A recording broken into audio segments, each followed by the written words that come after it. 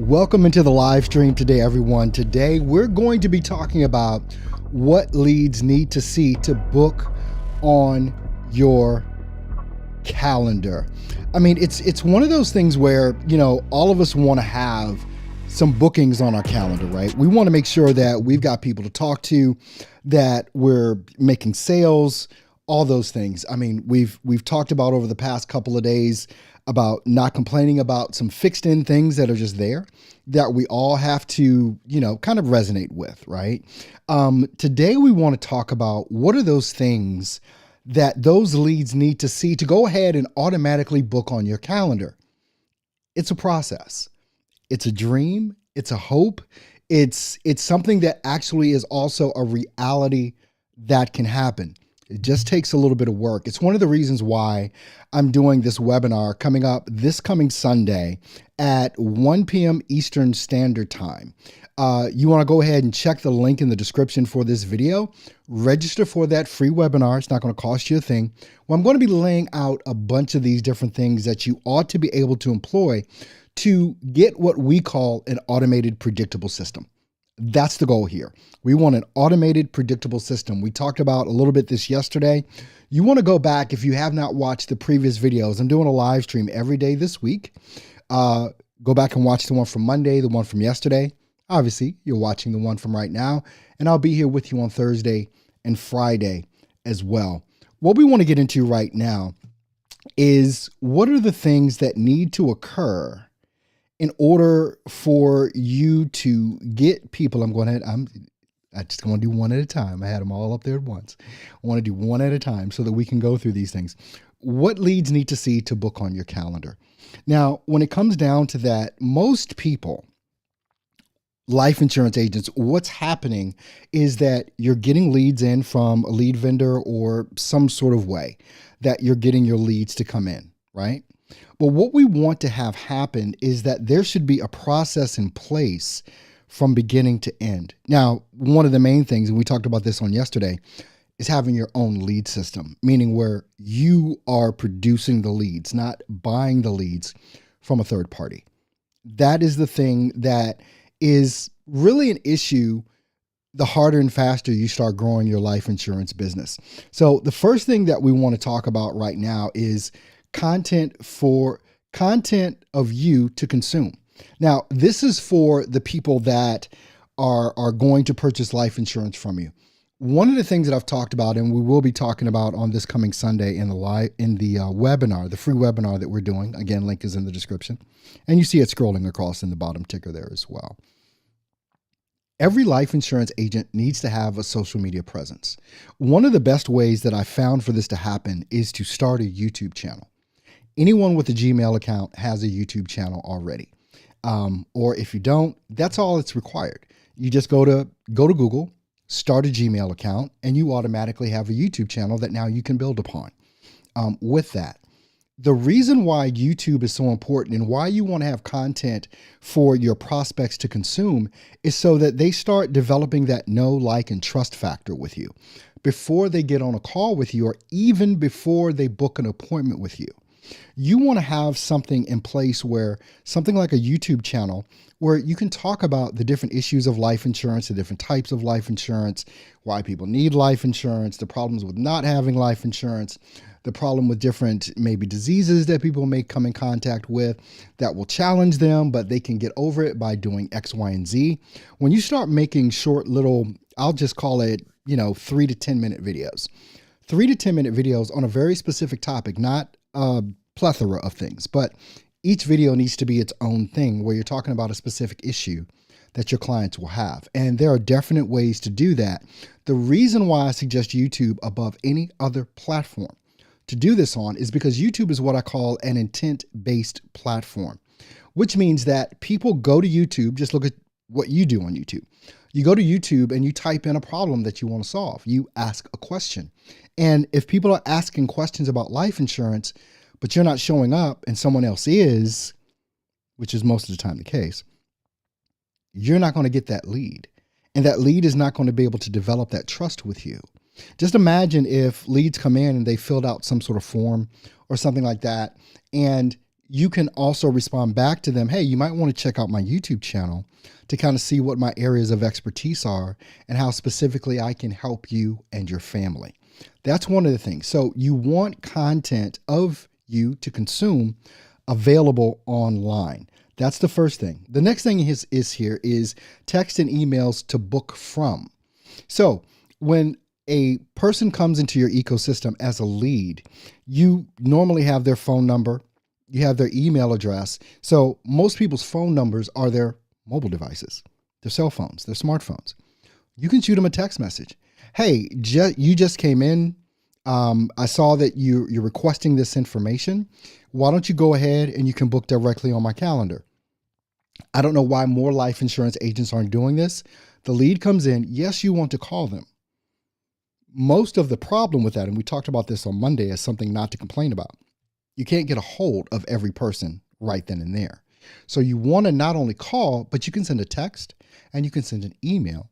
And in that text and email, you can have the link to your calendar so that they can go ahead and book on that calendar. But even with that, here's an excuse to send 2 or 3 text messages or emails. Hey, you just came in as a lead or whatever, or you just came in as someone that's looking for more information on life insurance. Why don't you take a look at my YouTube channel to see what it is that I have? Wait a couple of hours or a day, continue to call them, but maybe on the next day, what you say is, hey, here's a link to my calendar that you can go ahead and automatically book yourself at the best time for you and your spouse to be available so that we can talk about exactly what it is that your needs are. So that's how we're going to employ the text messaging and also the email messages that can go out as well. All right, so the next one here is a choice of how to connect. Now, when they're booking on your calendar, what happens is you can do, you can have a Zoom link, you can have just a regular phone call, but in the questions that you ask them when they're booking on your calendar, you can say, would you prefer a phone call or a Zoom session? And then they get to choose how it is that you're going to connect with them or how they want to connect with you. I want to add this in there too, because there's something major here. You never want to do what I call a one-legged appointment. And what that means is you have one spouse and not the other, because now you have a built-in objection. So one of the things you want to make sure of is that if you're going to do a call, if you're going to do a Zoom session, that both people are present. Both spouses are there so that there are no built-in objections to, well, I got to talk to my spouse or whatever. These are just little tips and tricks that we can go through, and we're going to go through them. As I said, we're going to go through all of these things on the webinar that's on Sunday. You see it scrolling right at the bottom of your screen right now. Coming up February 19th, this Sunday, 1 p.m. Eastern Standard Time. The link is in the description for you to go ahead and reserve your spot. It's a free webinar, and you're going to be able to get this information in a lot deeper detail than what it is that we're doing here. And actually also some bonus things that I'm going to be discussing as well. Okay, so the last tip here that I want to give you on today is follow-ups to confirm. Now, if someone books on your calendar, let's just say like today is Wednesday and they booked an appointment on Tuesday, which by the way, you never want to go more than 48 hours out. Some people do 3 days, I say 2 days. You want to make your calendar available for the next 2 days for people so that they don't book out 3 weeks from now. They're going to forget. It's not going to be as urgent. It's not going to be as important, and you're not going to get the productivity that you actually want to get from that.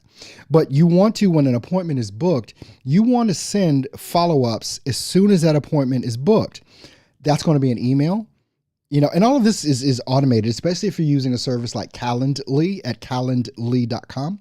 If you're using that, you can set all these things up to be automated so that when someone books, they get an email 24 hours before the appointment. They get an email 6 hours before the appointment. They get a text message 30 minutes before the appointment. You can set all of these different variables up inside of Calendly, which is what I suggest to use, by the way, as your calendar, and you can connect that calendar to whatever calendar you use.